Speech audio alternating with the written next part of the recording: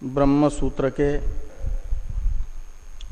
प्रथम अध्याय के प्रथम पाद के प्रथम सूत्र का विचार हम लोग कर रहे हैं। भाष्य में अथा तो ब्रह्म जिज्ञासा सूत्रस्थ अथ इस प्रथम पदार्थ पर विचार हो रहा है।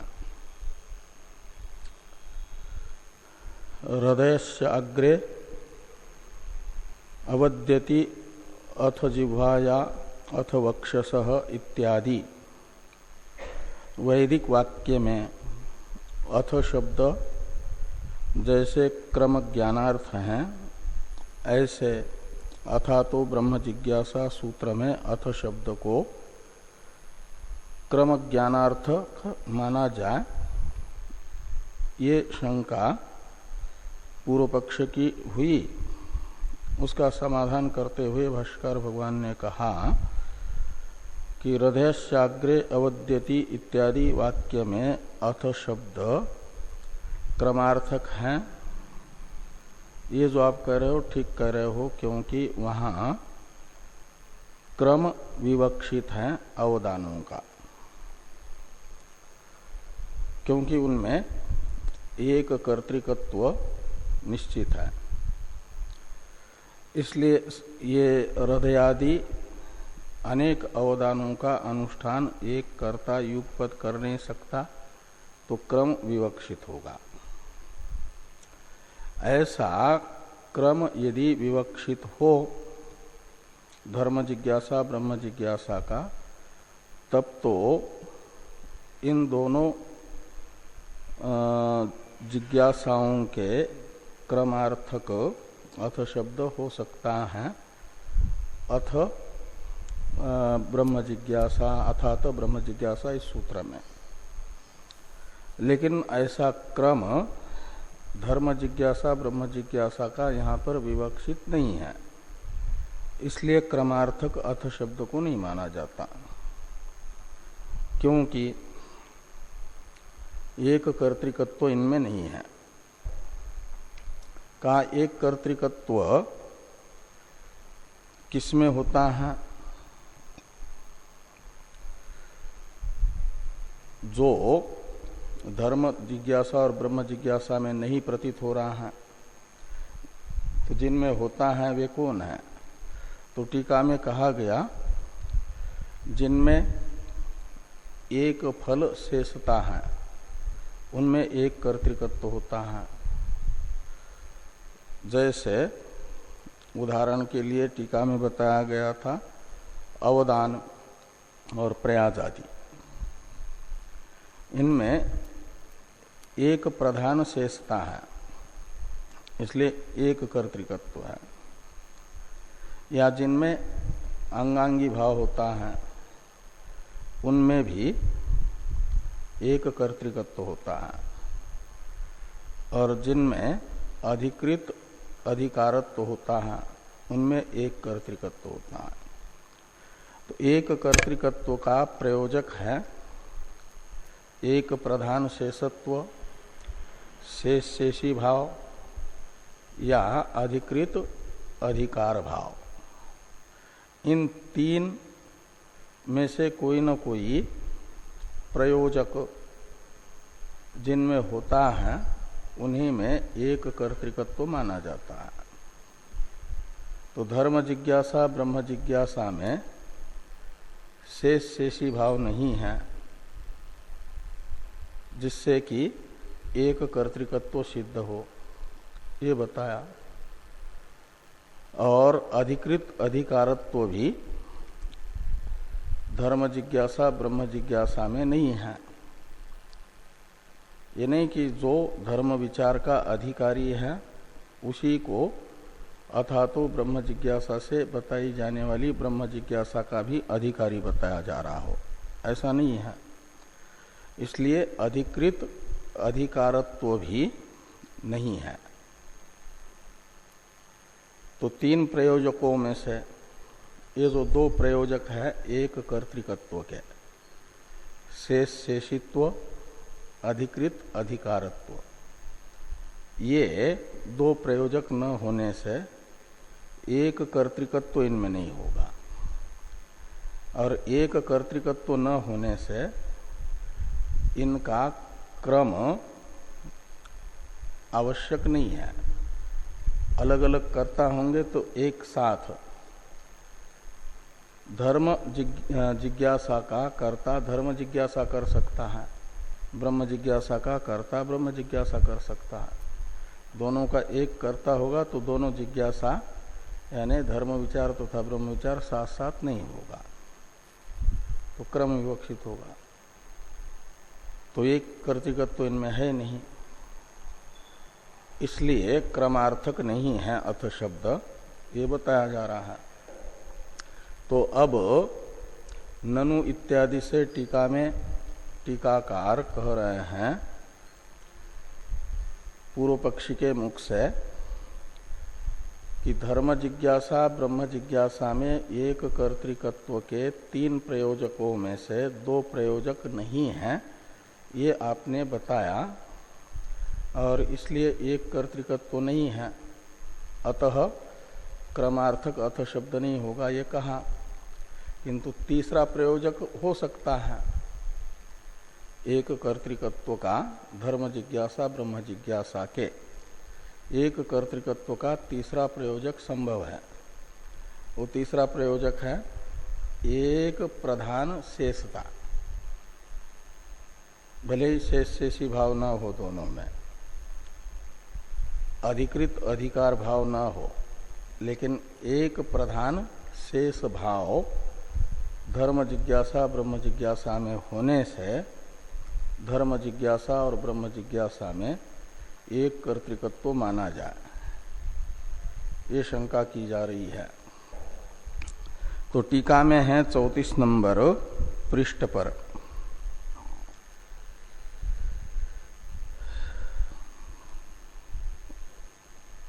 ननु मीमांसयोः शेषेषित्वम् अधिकृत अधिकारत्वञ्च मास्तु। एक कर्तृकत्व का प्रयोजक शेषेषी भाव या अधिकृत अधिकार भाव धर्म मीमांसा तथा ब्रह्म मीमांसा में भले ही न हो तो भी एक कर्तृकत्व माना जा सकता है। क्यों? तो कहते एक प्रधान शेषता उनमें है।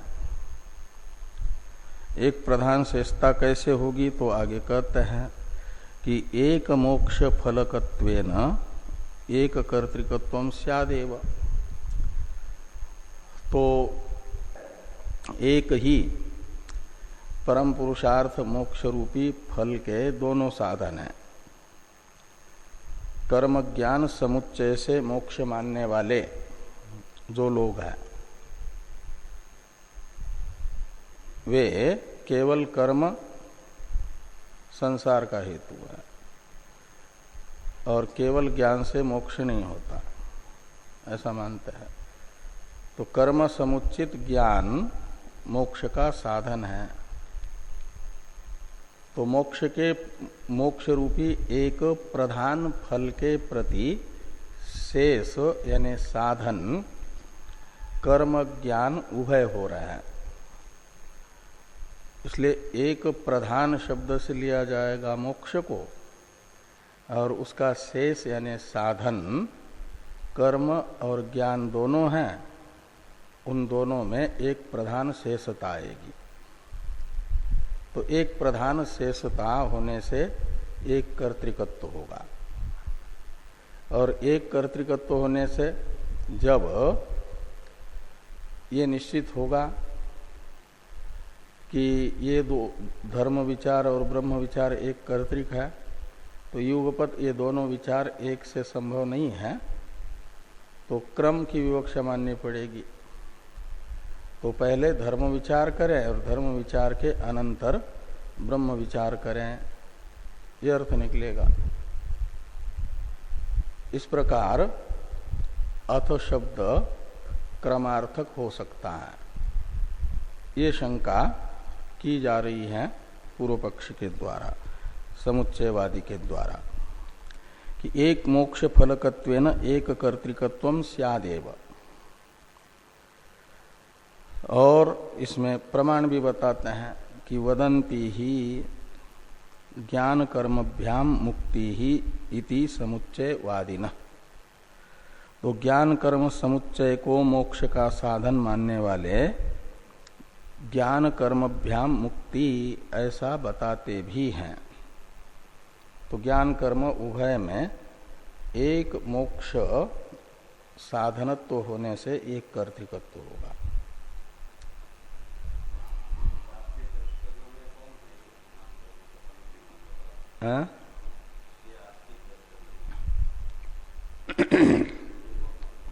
वेदांत एक देशी, वेदांत एक देशी वृत्तिकार जिनको कहते हैं।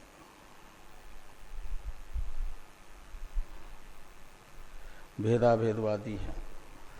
तो एवं एक वेदार्थ जिज्ञास्य कत्वाच्च एक कर्तृकत्वम, एक कर्तृकत्व में और भी एक हेतु बताते हैं कि धर्म और ब्रह्म ये दोनों भी एक वेद का ही अर्थ है। वेद एक है और एक वेदार्थ है धर्म और ब्रह्म। तो एक वेदार्थ है विषय धर्म मीमांसा और ब्रह्म मीमांसा का।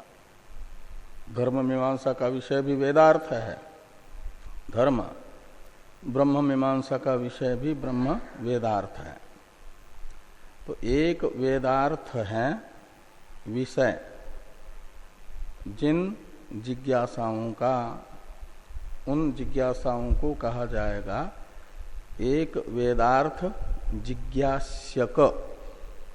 उनमें एक धर्म रहेगा एक वेदार्थ जिज्ञास्यकत्व। ये उनमें एक कर्तृकत्व का प्रयोजक होगा। इसलिए दोनों मीमांसा, धर्म मीमांसा ब्रह्म मीमांसा का विषय एक वेदार्थ होने से एक कर्तृकत्व धर्म मीमांसा ब्रह्म मीमांसा में सिद्ध होगा। ये चौथा प्रयोजक है एक कर्तृकत्व का। पहले तीन बताए थे, एक प्रधान शेषता, शेष शेषी भाव और अधिकृत अधिकार भाव, और यहाँ चौथा है ये एक वेदार्थ जिज्ञास्यकत्व। दोनों मीमांसा में होने से दोनों मीमांसा एक कर्तृक होगी।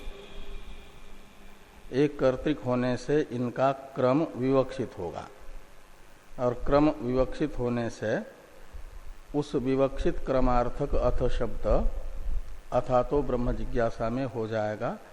जैसे अथ जिह्वाया अथ वक्षसः इस वाक्य में अथ शब्द विवक्षित क्रमार्थक होने से क्रमार्थक बन गया। ऐसे यहाँ पर भी होगा। इस अभिप्राय से एक और भी हेतु बता रहे एक कर्तृकत्व में। तो एवं एक वेदार्थ जिज्ञास्यकत्वाच्च एक कर्तृकत्वम। तो जैसे एक फल शेषता है धर्म ब्रह्म मीमांसा में, ऐसे एक वेदार्थ विषयकत्व, जिज्ञासा शब्द का अर्थ यहाँ जिज्ञासा का विषय, वो है धर्म ब्रह्म वेदार्थ। तो एक वेदार्थ विषयकत्व होने से भी एक कर्तृकत्वम, पूर्व वाक्य से मीमांसयो पद की अनुवृत्ति आएगी। ननु के पास मीमांसयो है ना। तथा च आग्नेयादि षड्यागा नाम एक स्वर्ग फल का नाम द्वादशाध्यायानांच एक धर्म जिज्ञास्यका नाम क्रमवत तयोः क्रमो विवक्षित इति क्रमार्थो अथ शब्द इति आशंक्य आह फल इति। ये कहते हैं। तो जैसे दर्श पूर्णमास में प्रधान 6 याग होते हैं। दर्श पूर्णमास ये नाम है प्रधान 6 याग तथा उनके अंगभूत प्रयाज अनुयाजादि इन सब का समूह मिलकर के दर्श पूर्णमास बन जाता। उसमें प्रधान है 6, बाकी अंग है, ये अंगी है।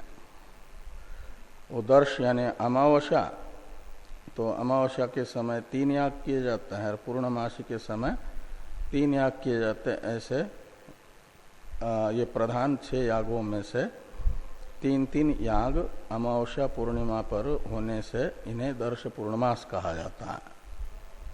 ये जो दर्श पूर्णमास हैं इसके प्रधान 6 याग हैं। इन 6 यागों का फल क्या है? वो अलग अलग फल नहीं है, एक फल है स्वर्ग।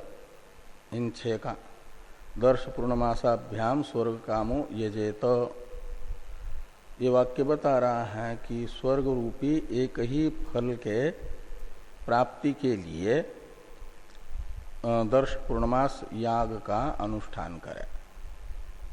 दर्श पूर्णमास कहने से वो 6 याग प्रधान आते हैं, उनके अंग आते हैं। तो जैसे ये दर्श और वो उन 6 यागों में अग्नि आदि 6 याग हैं, तो अग्नि आदि 6 यागों का एक स्वर्ग रूपी फल है, तो उनमें एक प्रधान शेषता है, इसलिए उनका क्रम विवक एक कर्तृकत्व होगा। तो एक कर्तृकत्व होने से क्रम विवक्षित है, 6 याग एक साथ नहीं होंगे। एक ही कर्ता को करना है, यजमान को करना है, तो उन क्रम से होंगे 6 याग। तो एक प्रधान शेषत्व होने से एक कर्तृकत्व हुआ, एक कर्तृकत्व होने से क्रम विवक्षित हुआ।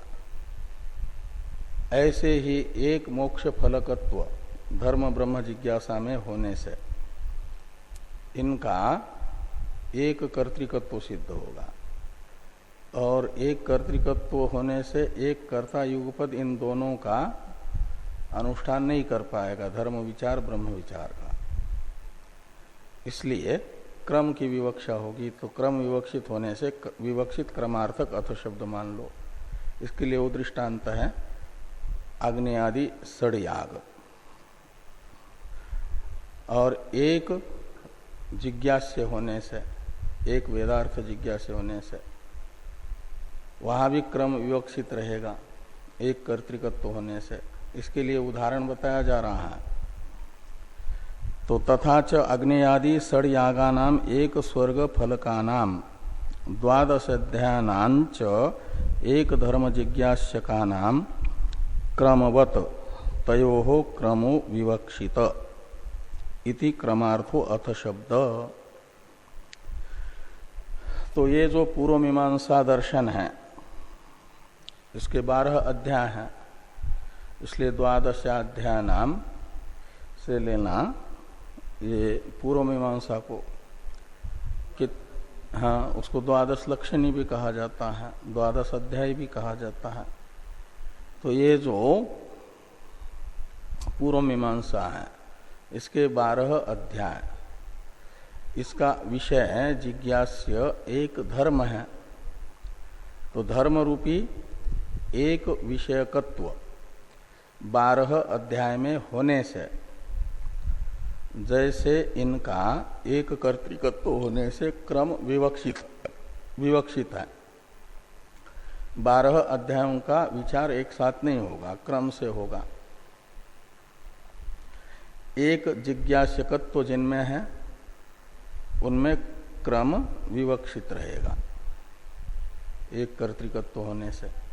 इसके लिए कहते हैं कि 12 अध्यायानाम च एक धर्म जिज्ञास्य का नाम क्रमवत। तो इनका जैसे क्रम विवक्षित है ऐसे तयोहो यानी मीमांसयो, धर्म ब्रह्म मीमांसा का भी क्रम विवक्षित होगा। विवक्षित होने से इति यानी इस कारण से क्रमार्थो अथ शब्द, अथा तो ब्रह्म जिज्ञासा में क्रमार्थक अथ शब्द है ऐसा माना जाए। धर्म जिज्ञासा के अनंतर ब्रह्म जिज्ञासा करें। ये अर्थ निकलेगा। इस प्रकार की शंका का निराकरण करने के लिए भाष्यकार भगवान ने ये सूत्र वाक्य लिखा, फल जिज्ञास्य भेदाच्च। फल जिज्ञास्य भेदात में भेदात इस पंचमेंत पद का अन्वय फल के साथ भी और जिज्ञास्य के साथ भी करना।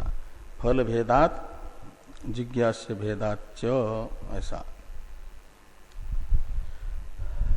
और ये हेतु होगा उसमें न इह क्रमो विवक्षितः,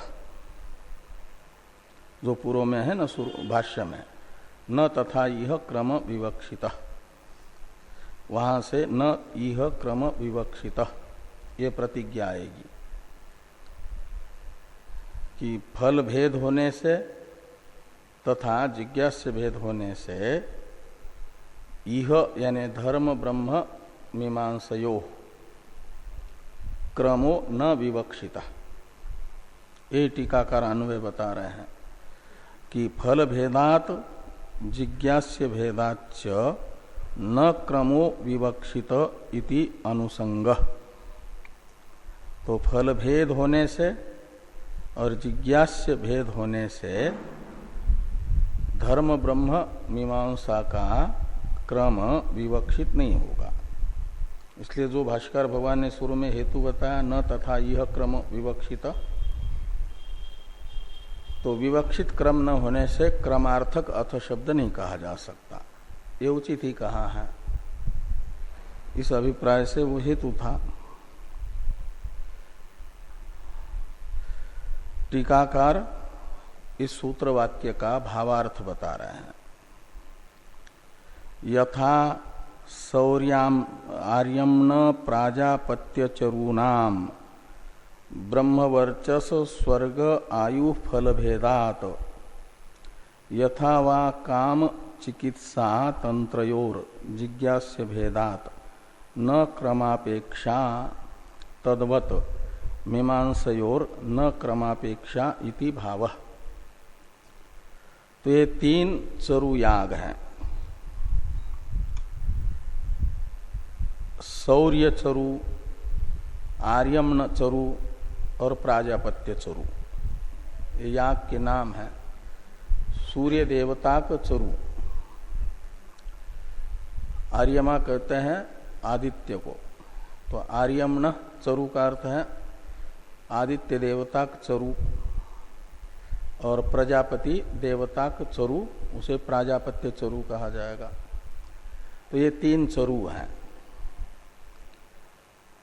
तो सौर्य चरु, आर्यम्न चरु और प्राजापत्य चरु, इन चरुओं में फल भेद होने से इनका फल क्या है, तो फल बताया जा रहा है ब्रह्मवर्चस। सौर्य चरु का फल है ब्रह्मवर्चस। नहीं, तीनों का नहीं, एक का। सौर्य चरु का फल है ब्रह्मवर्चस। आर्यम्न चरु का फल है स्वर्ग, ये कहना, हाँ, स्वर्ग। और प्राजापत्य चरु का फल है आयु। तो ये तीन चरु हैं। तीन चरुओं के फल भी अलग अलग तीन हैं, ब्रह्मवर्चस, स्वर्ग और आयु रूपी अलग अलग तीन फल होने से इन तीनों का क्रम विवक्षित नहीं है। ओहो, ये उपासना थोड़ी है, या हाँ यज्ञ है। ये सौर्य याग अलग, आर्यम्ना चरु अलग, आर्यम्न याग चरु करके याग, देवता और द्रव्य भिन्न हो जा, इन दोनों में से कोई भी एक देवता हो लेकिन द्रव्य अलग हो, तब भी याग भेद माना जाता है। और फल भेद है। तो ये जो है अलग अलग फल होने से, देवता अलग होने से, हाँ वो गुण भेद से, सभी में तो ब्रह्म ही एक उपास्य है, लेकिन शांडिल्य विद्या, दहर विद्या ये सब अलग अलग है कि नहीं, है सभी ब्रह्म विद्या है।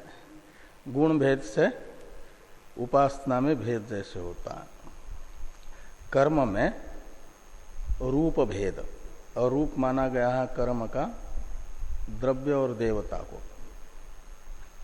तो ये अलग अलग होती है, तो ये भी अलग अलग हो जाते हैं कर्म भी। तो इनका फल भेद होने से जैसे क्रम विवक्षित नहीं है, ऐसे धर्म मीमांसा और ब्रह्म मीमांसा का भी फल भेद होने से क्रम विवक्षित नहीं होगा। जैसे इन तीन स्वरूपों का फल भेद होने से क्रम विवक्षित नहीं है, इसके लिए उदाहरण है। और जिज्ञास्य भेद होने से भी क्रम विवक्षित नहीं होगा, इसे समझाने के लिए उदाहरण है। यथा वा काम चिकित्सा तंत्रयोर जिज्ञास्य भेदात, तो काम तंत्र और चिकित्सा तंत्र, इनका जिज्ञास्य यानी विषय अलग अलग है। काम शास्त्र का विषय काम है, चिकित्सा शास्त्र का विषय औषधियां हैं, रोग और औषधियां, कौन सा रोग है, कौन सी औषधि उसकी निवर्तक है। तो इनका विषय भेद होने से फल भेद है, क्या नाम, जिज्ञास्य भेद होने से क्रम विवक्षित नहीं है। काम शास्त्र और चिकित्सा शास्त्र का क्रम विवक्षित नहीं है विषय भेद होने से। ऐसे धर्म मीमांसा और ब्रह्म मीमांसा का विषय धर्म और ब्रह्म भी भिन्न भिन्न होने से, विषय भिन्न भिन्न होने से क्रम विवक्षित नहीं होगा। इसके लिए उदाहरण है। तो न क्रम अपेक्षा, अपेक्षा ने विवक्षा, तद्वत मीमांसयोर न क्रमापेक्षा, तो इनके तो जैसे इनका फल भेद होने से चरुओं का क्रम विवक्षित नहीं, विषय भेद होने से काम शास्त्र और चिकित्सा शास्त्र का क्रम विवक्षित नहीं, ऐसे धर्म मीमांसा ब्रह्म मीमांसा का फल भेद तथा विषय भेद होने से क्रम विवक्षित नहीं होगा। ये अभिप्राय हुआ। ये जो सूत्र वाक्य है फल जिज्ञास्य भेदाच्च, इस सूत्र वाक्य का विवरण भाष्य है अभ्युदय फलम धर्म ज्ञानम तच्च अनुष्ठानापेक्षम इत्यादि। इसका अवतरण लिखते हैं टीकाकार, तत्र फल भेदम विवृणोति अभ्युदयेति, यानी धर्म ब्रह्म मीमांसा के क्रम की अविवक्षा में जो हेतु बताया गया फल जिज्ञास्य भेदात, इसमें दो फल भेद जिज्ञास्य भेद, इन दो हेतुओं में से फल भेद नामक हेतु का विवरण स्पष्टीकरण भगवान भाष्यकार करते हैं। ये लिखते हैं कि अभ्युदय फलम धर्म ज्ञानम तच्च अनुष्ठानापेक्षम। अभ्युदय है फल जिसका, उसे कहा जाएगा अभ्युदय फलम। तो किसका है? धर्म ज्ञान का। धर्म ज्ञान होगा, उससे धर्म का अनुष्ठान होगा और धर्मानुष्ठान का फल होगा अभ्युदय। और अभ्युदय शब्द का विग्रह कर रहे हैं टीकाकार, विषय आभिमुख्येन उदेति इति अभ्युदय विषयाधीनम सुखम स्वर्गादिकम, ये अभ्युदय शब्द का अर्थ निकलेगा। विषयों के अभिमुखतया जो उत्पन्न होता है, उदेति यानी उत्पन्न होता है, प्रकट होता है, यानी विषय निमित्तक सुख, विषयजन्य सुख, हाँ, ये अभ्युदय शब्द का अर्थ है। विषय अभिमुख्येन उदेति यत्, यह स अभ्युदय। और वो कौन है? तो अनित्य सुख, वो है विषयाधीन सुख स्वर्ग आदि। और वो केवल धर्म को जानने मात्र से ही नहीं मिलता,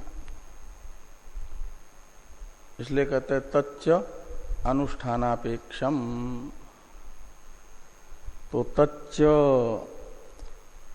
यानी स्वर्गादि सुखं, क्या नाम, ये धर्म ज्ञानंच, तच्च धर्म ज्ञान हेतोर, तच्च यानी स्वर्गादिकम को लेना तच्च शब्द से। तो ये स्वर्गादि रूप जो अभ्युदय है, यह धर्म ज्ञान हेतु मीमांसाया फलम इति। तो धर्म ज्ञान का हेतुभूत जो मीमांसा है, यानी धर्म मीमांसा है, उसका फल है स्वर्ग आदि।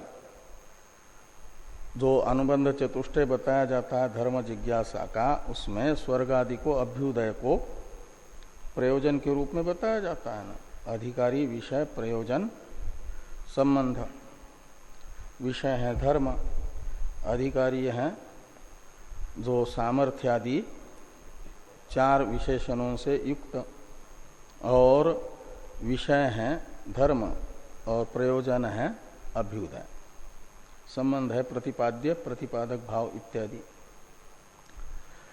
तो इसलिए कहते तच्च यानी स्वर्गादि रूप जो अभ्युदय है, वह धर्म ज्ञान हेतुर मीमांसाया फलम, धर्म ज्ञान का हेतुभूत जो मीमांसा है, धर्म मीमांसा, धर्म मीमांसा से धर्म ज्ञान होगा ना, और उसका फल है साक्षात फल तो धर्म ज्ञान, और परंपराया वो अभ्युदय, धर्म ज्ञान द्वारा अभ्युदय वो फल है उसका। न केवलम फलस्य स्वरूपतो भेद किंतु हेतुतोपि इत्याह तच्च। ये जो आगे लिखा है ना कि तच्च अनुष्ठानापेक्षम, तच्च अनुष्ठानापेक्षम, इसके अवतरण में टीकाकार ने लिखा कि न केवलम फलस्य स्वरूपतः भेद, धर्म मीमांसा और ब्रह्म मीमांसा का जो फल है अभ्युदय और मोक्ष, अभ्युदय यानी विषय अधीन सुख, जन्य सुख, और मोक्ष यानी नित्य सुख, इनमें स्वरूपतः अंतर हुआ, एक अनित्य सुख है, एक नित्य सुख है। अभ्युदय है अनित्य सुख, धर्म जिज्ञासा का फल, और ब्रह्म जिज्ञासा का फल है नित्य सुख रूप मोक्ष। तो ये स्वरूपतः अंतर है दोनों का, इसलिए कहते न केवलम फलस्य स्वरूपतः भेद, केवल स्वरूपतः ही भिन्नता है ऐसी बात नहीं, अपितु कहते किंतु हेतुतोपि, इन दोनों फलों का हेतु भी अलग अलग है। अनित्य सुख रूप जो अभ्युदय, वह अनुष्ठान सापेक्ष है, केवल धर्म ज्ञान मात्र से नहीं होता, धर्म ज्ञान के साथ साथ धर्म का अनुष्ठान भी आवश्यक है। इस अभिप्राय से भाष्य में लिखा कि तच्च अनुष्ठानापेक्षम, यानी अभ्युदय रूप जो फल है वह धर्म को जानने मात्र से ही नहीं होता, धर्म के अनुष्ठान की अपेक्षा करता है। तो अनुष्ठान सापेक्ष धर्म ज्ञान से अभ्युदय होता है। अब ब्रह्म जिज्ञासा का फल नित्य सुख है, और वह अनुष्ठान की अपेक्षा नहीं करता। ब्रह्म मीमांसा का फल जो ब्रह्म ज्ञान है, उस ब्रह्म ज्ञान मात्र से ही नित्य सुखात्मक मोक्ष अभिव्यक्त होता है, प्राप्त होता है। उसके लिए साधनांतर की अपेक्षा नहीं है। जैसे धर्म ज्ञान को धर्म के अनुष्ठान की अपेक्षा है अपने अधिकारी को अभ्युदय रूप फल प्राप्त कराने के लिए, ऐसे ब्रह्म ज्ञान स्वयं के उत्पन्न होने मात्र से ही जिसको ब्रह्म ज्ञान होता है उसे नित्य सुख उपलब्ध कराता है। नित्य सुख की उपलब्धि है, नित्य सुख की वो तो प्राप्त ही है, अप्राप्ति से दिखाने वाला अज्ञान की निवृत्ति वो ज्ञान मात्र से होगी, तो नित्य सुख स्वयं ही अभिव्यक्त होगा। इसलिए उसके लिए अनुष्ठानांतर करने की जरूरत नहीं होती। इसे बता रहे हैं। तो टीका में अवतरण देखिए। ब्रह्म ज्ञान हेतोर मीमांसाया फलंतु तद विरुद्धम इत्याह निश्रेयसिति।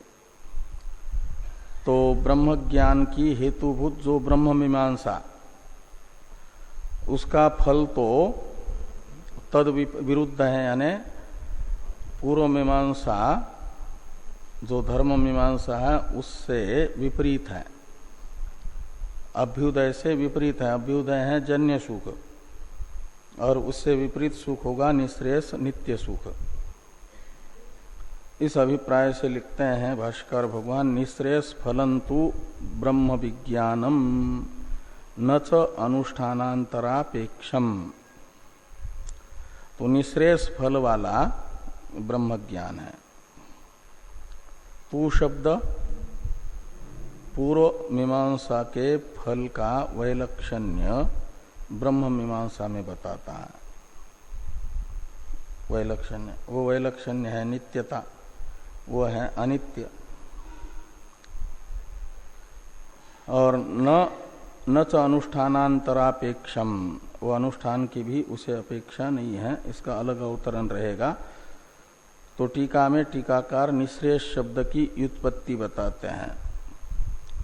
नित्यम निरपेक्षम श्रेयः निश्रेयसम। निश्रेयस शब्द की यह व्युत्पत्ति है। नित्यम श्रेयः निरपेक्षम श्रेयः इति निश्रेयसम। वो कौन है? तो मोक्ष और तत्फलम इत्यर्थ। मोक्ष रूपी फल है किसका? ब्रह्म मीमांसा का। और ब्रह्म ज्ञानम से सोत्पत्ति व्यतिरिक्तम अनुष्ठानम नापेक्षते इत्याह न चैति। तो ब्रह्म मीमांसा का फल ब्रह्म ज्ञान अपनी उत्पत्ति को छोड़ करके निश्रेयस रूपी फल के संपादन में किसी अनुष्ठानांतर की अपेक्षा नहीं करता है। इसे कहा जा रहा है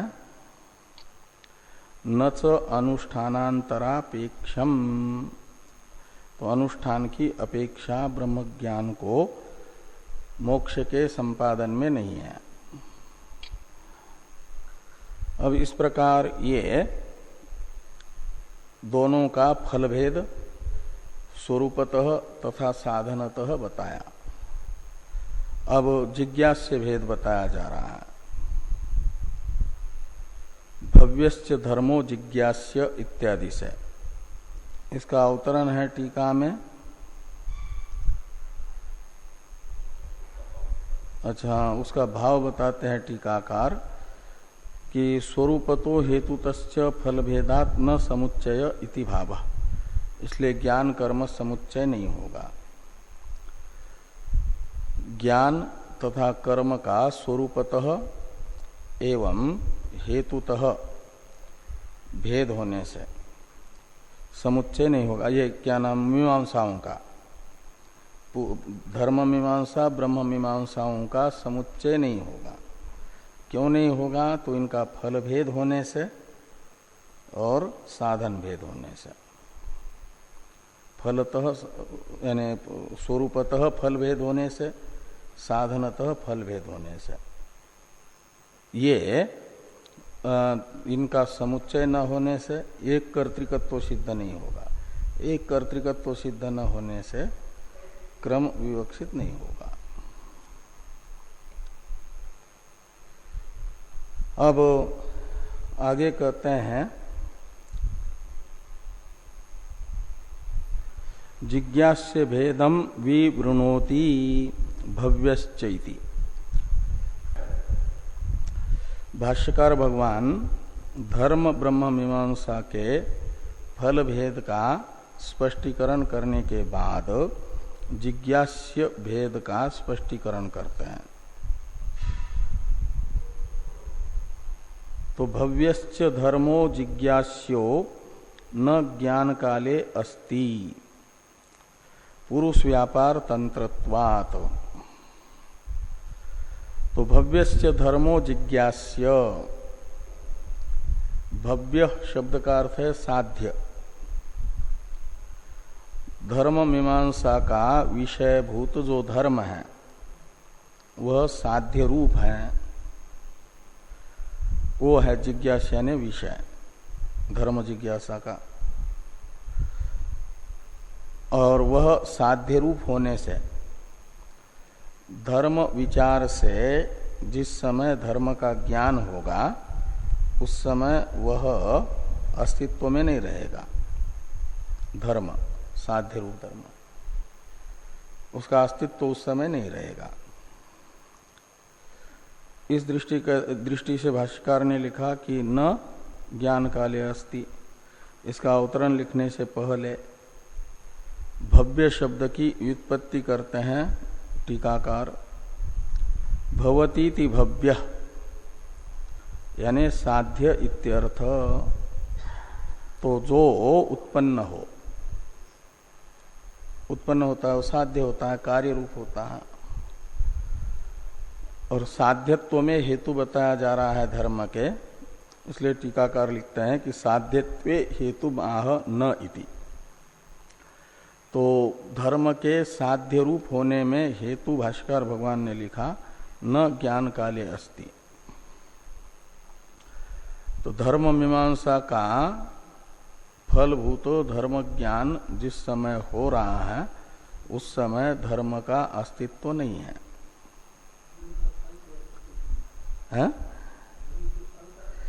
धर्म का अस्तित्व नहीं है धर्म ज्ञान के समय।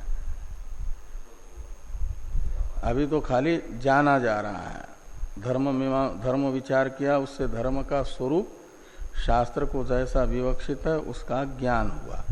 तो ज्ञान मात्र से धर्म सिद्ध नहीं होता, उसके लिए अनुष्ठान करना पड़ेगा, प्रयत्न से उसको निष्पन्न करना पड़ेगा। जाने हुए धर्म को अपने प्रयत्न से साधक निष्पन्न करेगा। तो न ज्ञान काले अस्ति। तो ज्ञान धर्म मीमांसा से हुए ज्ञान के समय धर्म नहीं है, ये जब कहा, अस्तित्व का निषेध किया न धर्म के, तो फिर वो वंध्यापुत्र की तरह होगा। वंध्यापुत्र का भी अस्तित्व नहीं, धर्म का भी अस्तित्व नहीं। तो क्या धर्म तुच्छ है वंध्यापुत्र की तरह, आकाश पुष्प की तरह, मनुष्य के सिंह के तरह? ये शंका करके उसका समाधान करने के लिए भाष्यकार भगवान ने लिखा पुरुष तंत्रत्वात्। इसके अवतरण के रूप में टीकाकार लिखते हैं तरहि तुच्छत्वम। तो ज्ञान के समय नहीं है यदि, तो वंध्यापुत्र का ज्ञान होता है उस समय वंध्यापुत्र भी नहीं होता। आकाश पुष्प ये शब्द सुनते हैं, उससे कोई ना कोई ज्ञान विशेष होता है, लेकिन अर्थ नहीं होता उसका, विकल्प रूप ज्ञान है वो, अर्थ शून्य शब्द ज्ञानानुपाति विकल्प ऐसा माना जाता है। तो वंध्यापुत्र आकाश का पुष्प इत्यादि के तरह ज्ञान के समय वे भी नहीं है, ऐसे आपका धर्म भी नहीं है, तो क्या तुच्छ है धर्म? ये शंका हुई। इस शंका का समाधान करते हैं टीका भाष्यकार भगवान कि पुरुष व्यापार तंत्रत्वात्, वे वंध्यापुत्र के तरह तुच्छ हैं इसलिए ज्ञान के समय नहीं, ऐसा नहीं। वो पुरुष व्यापार तंत्र है। पुरुष व्यापार में, पुरुष व्यापार शब्द का अर्थ है प्रयत्न, तो पुरुष व्यापार का अर्थ है पुरुष प्रयत्न। प्रयत्न का ही दूसरा नाम है कृति। तो पुरुष व्यापार तंत्र का अर्थ हुआ पुरुष प्रयत्न अधीन। तंत्र शब्द का अर्थ है अधीन, साध्य। पुरुष प्रयत्न साध्य है। तो पुरुष तो ज्ञात धर्म को निष्पन्न करने के लिए प्रयत्न करेगा ना, इसलिए पहले उसे समझना पड़ेगा। तो धर्म मीमांसा से धर्म को समझेगा, फिर जैसा धर्म मीमांसा ने धर्म का स्वरूप बताया उसे निष्पन्न करने के लिए प्रयत्न करेगा, और पुरुष के प्रयत्न से धर्म निष्पन्न होगा, तब उसका अस्तित्व होगा। वह वंध्यापुत्र के तरह तुच्छ है इसलिए ज्ञान काल में नहीं, ऐसा नहीं। पुरुष प्रयत्न साध्य होने से कहा जा रहा है कि ज्ञान काले नास्ति।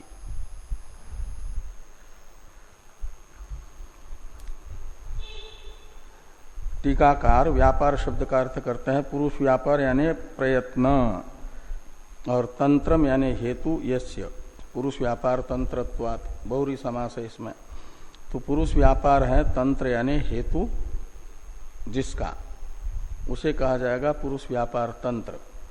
बीच में व्यापार शब्द का अर्थ बताया प्रयत्न, तो पुरुष का प्रयत्न है हेतु जिस धर्म का, उस धर्म को कहा जाएगा पुरुष व्यापार तंत्र। उसमें एक धर्म रहेगा पुरुष व्यापार तंत्रत्व, तस्मात्, इसलिए कहा कि तत्वात्, तत्वात् यानी पुरुष व्यापार तंत्रत्वात्।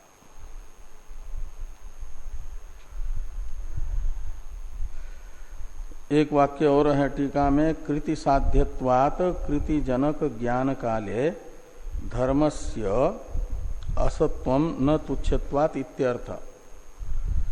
कहते हैं कृति का, कृति साध्य ये धर्म होने से, कृति यानी प्रयत्न, तो पुरुष प्रयत्न साध्य धर्म होने से कृति का जनक जो ज्ञान, यानी पुरुष प्रयत्न का जनक जो ज्ञान है, धर्म को जानेगा तब धर्म को निष्पन्न करने के लिए प्रयत्न कर पाएगा।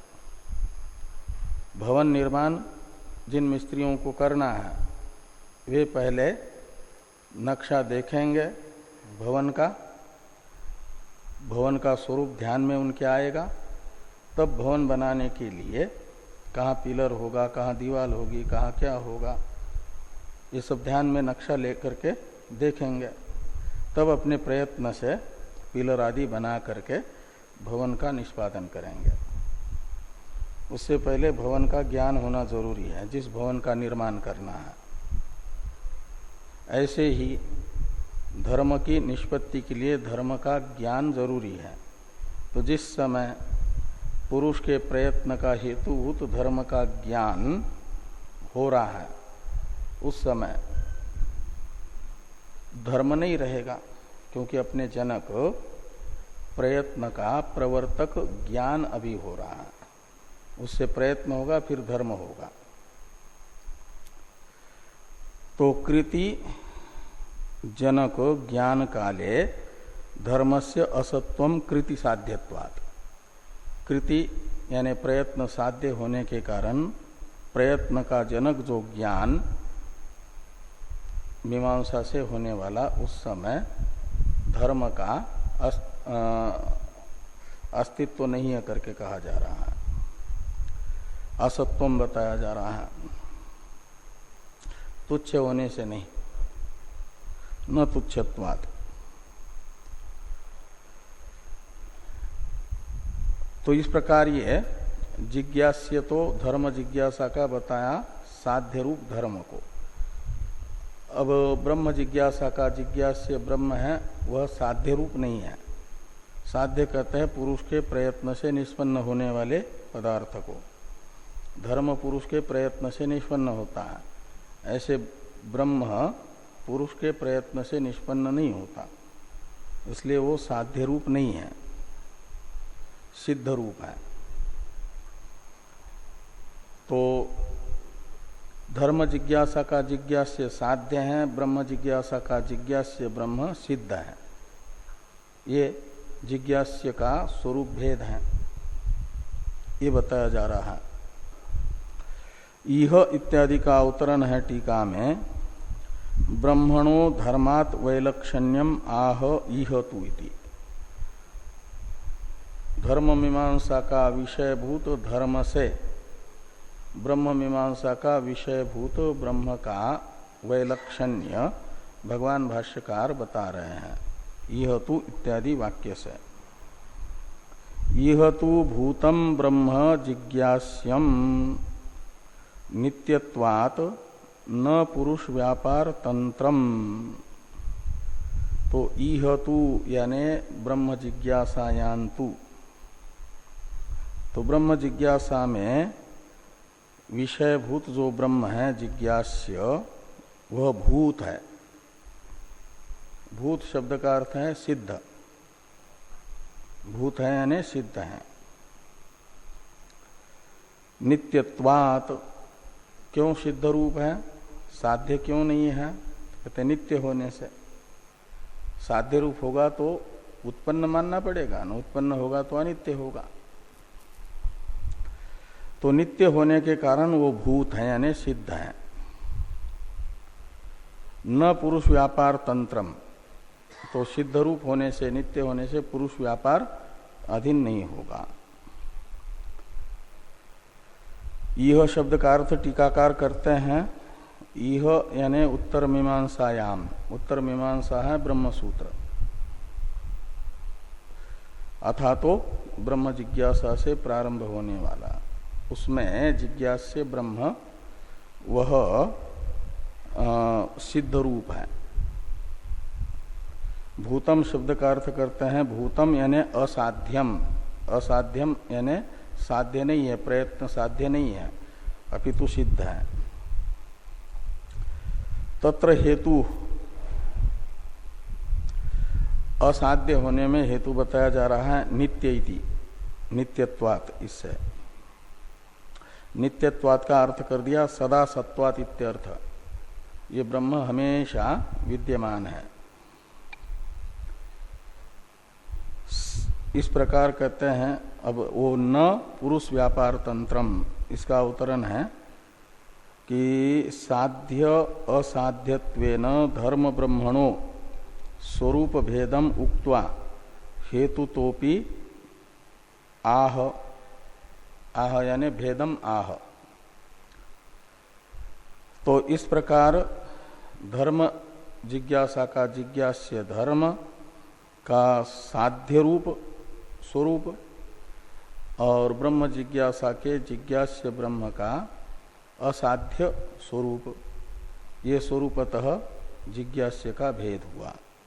भेद बता करके अब हेतुतोपि आह,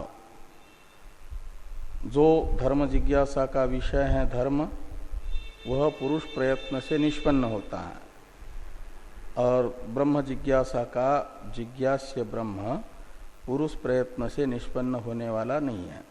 ये हेतुतः भेद हुआ, हाँ, नित्य होने से। तो हेतुतः भेद हो रहा है। तो न पुरुष व्यापार तंत्रम, यानी ब्रह्म जिज्ञासा का जिज्ञास्य पुरुष व्यापाराधीन नहीं है। धर्मवत कृत्य अधीनम न इत्यर्थ, टीका में टीकाकार ने कहा जैसे धर्म कृति यानी पुरुष प्रयत्न के अधीन है, ऐसा ब्रह्म पुरुष प्रयत्नाधीन नहीं है। अब आगे कहते हैं ये जो धर्म और ब्रह्म है इनका स्वरूपतः भेद और फलतः भेद, क्या नाम, हेतुतः भेद बता करके प्रमाण से भी भेद बताया जा रहा है। प्रमाण की प्रवृत्ति को लेकर के भी भेद है। धर्म के ज्ञापक प्रमाण की धर्म ज्ञापन के लिए प्रवृत्ति अलग प्रकार से होती है। ब्रह्म ज्ञापक प्रमाण की प्रवृत्ति ब्रह्म ज्ञापन के लिए अलग प्रकार से होती है। इसलिए प्रमाण प्रवृत्ति भेद होने से भी प्रमेय धर्म और ब्रह्म का भेद होगा, एक वो जिज्ञास्य नहीं होगा धर्म मीमांसा और ब्रह्म मीमांसा का। ये आगे चोदना प्रवृत्ति भेदाच्च इत्यादि से कहा जा रहा है।